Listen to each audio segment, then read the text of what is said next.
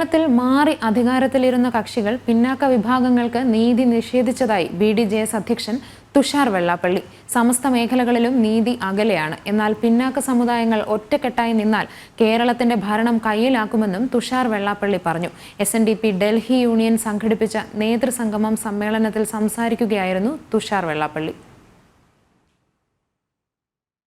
ഗുരുദേവൻ തന്നെ ഒരു കാലഘട്ടത്തിൽ പറയുന്നുണ്ട്, കടപ്പുറത്തെ മണ്ണ് പോലെയാണ് ഈ സമുദായം. ആ ഗുരുദേവൻ തന്നെ പറയുന്നുണ്ട്, 100 വർഷം കഴിയുമ്പോൾ നമ്മുടെ യോഗം തന്നാകും എന്ന ഗുരുദേവന്റെ അനുഗ്രഹമുള്ള നാടുകളിലാണ് ഇന്നത്തെ യോഗ നേതൃത്വം അധികാരത്തിൽ വരുന്നത്. അതുകൊണ്ട് തന്നെ ശാഖായോഗങ്ങളുടെയും യൂണിയന്റെയും എല്ലാ സംഘടനകളും ഒറ്റക്കെട്ടായി നിന്നുകൊണ്ട് കഴിഞ്ഞ 25 വർഷക്കാലം കൊണ്ട് സംഘടനാപരമായി നമ്മൾ ഉണ്ടാക്കിയിട്ടുള്ള വളർച്ച എന്ന് പറയുന്നത് 100 വർഷം വളർന്നതിനേക്കാൾ വലിയ വളർച്ചയാണ്.